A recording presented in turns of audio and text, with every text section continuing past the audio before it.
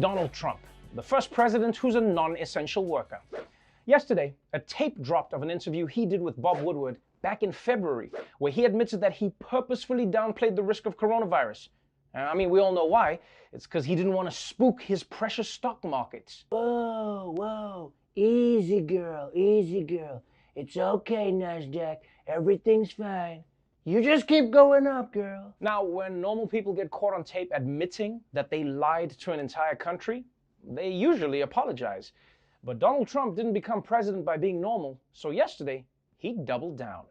Did you mislead the public by saying that you downplayed the coronavirus and that you repeatedly did that in order to reduce panic? Did you mislead the public? Well, I think if you said in order to reduce panic, perhaps that's so. The fact is, I'm a cheerleader for this country. I love our country, and I don't want people to be frightened. I don't want to create panic, as you say, and certainly I'm not going to drive this country or the world into a frenzy.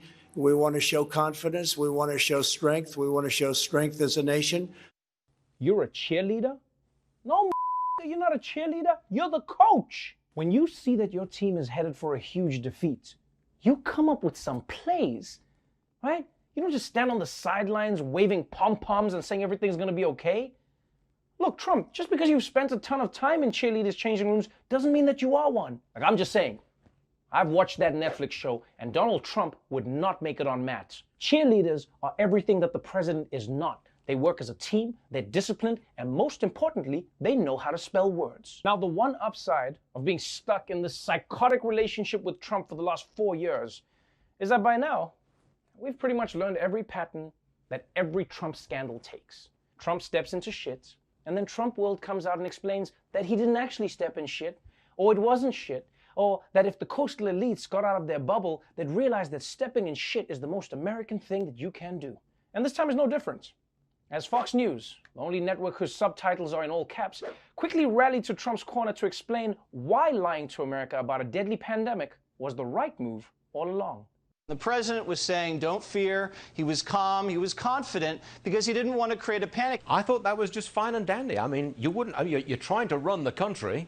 You're offering leadership. When a doctor sees a spot on your x-ray, he doesn't run in and say, my God, you have cancer, you're going to die. He says, hold on a second. This could be dense tissue. We want to look at it again. Think about it. During the Depression, it was FDR who had his fireside chats to calm America. You look at something that President Obama tweeted out on March 4th. And he had the same message as President Trump about calm down. He said, protect yourself and your community from coronavirus with common sense precautions, wash your hands, stay home when sick, and listen to the CDC, Gov, and local health authorities. Let's stay calm. Sound familiar? Listen to the experts and follow the science. Okay, guys, that Obama tweet isn't proving what you actually think it's proving. It's actually an example of how a president can keep people calm whilst also being realistic about the dangers they face. The problem with Trump's admission to Bob Woodward isn't the fact that he tried to keep people calm, okay? It's the downplaying the virus part. As crazy as it may seem, lots of people in America actually believe the things that President Trump says. So when Trump comes out and declares that the deep state made up Corona to ruin his birthday, they listened. And as for that doctor analogy, Greg Gutfeld is correct. When doctors see a spot on your x-ray, they don't panic. But they do get it checked out because it might be serious. They don't tell you that you've got a spot on your x-ray, but don't worry. One day it's gonna disappear just like a miracle. All right, you wanna do copay or you just wanna do quid pro quo? So by and large, Fox News took the position that these Woodward tapes are nothing to be concerned about. Now, who knows? Maybe they're just trying to not cause a panic. But at least one Fox host seemed to realize that Donald Trump's lie had done some real damage. And so he took the bold step of placing the blame squarely on someone else. Of course, Bob Woodward's book is exactly what you thought it would be. What's surprising is that Donald Trump participated in making the book. The president sat for repeated interviews with Bob Woodward. Why in the world would he do that? Well, tonight, from a source who knows the answer to that mystery, Senator Lindsey Graham of South Carolina. It was Lindsey Graham who helped convince Donald Trump to talk to Bob Woodward. How'd that turn out? Now remember, Lindsey Graham is supposed to be a Republican, so why would he do something like that? You'd have to ask him. But keep in mind that Lindsey Graham has opposed, passionately opposed, virtually every major policy initiative that Donald Trump articulated when he first ran. So maybe you already know the answer. This is insane. So Lindsey Graham has been pretending to be a Trump ally this whole time, golfing with him, confirming his judges, defending him during impeachment, all so that 4 years later, he could trick Trump into doing a Bob Woodward interview?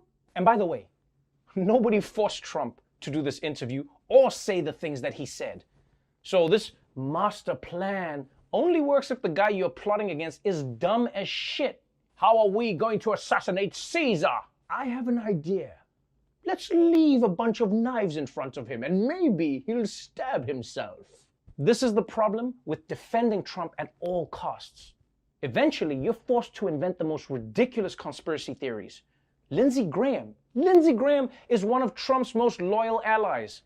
But Tucker Carlson is out here making him sound like a resistor who's hiding Black Lives Matter signs in his office. You know, eventually, you're gonna run out of people to blame. Yeah, there'll be no one else to blame other than like Trump voters. I can't wait for the day when Tucker Carlson comes on the air like, Trump didn't elect himself. What kind of sick, twisted individual would put this poor man in a position of power? I think we all know the answer to that. So look, I don't know if these recordings will hurt Trump in the presidential election. I mean, scandals slide off him faster than his bronzer on a hot day. But if his new campaign ad is any sign, he's not taking any chances. There's a pandemic in America of secret recordings. For too long, ordinary Americans have lived in fear of being taped by Bob Woodward, Michael Cohen, and even Billy Bush. Yes, the Donald has scored! But Donald Trump will put a stop to it. In his second term, President Trump will outlaw all tapes, delete all voicemails, and destroy every microphone in the country. In fact, let's ban taking notes too. Whatever happened to just remembering things? Re-elect Donald Trump. Because when that 3 a.m. phone call comes in, you want to make sure it's not being tapped. I'm Donald Trump and I approve this message. That's what I'll say to those idiots at the end of my ad. Hey, are you recording?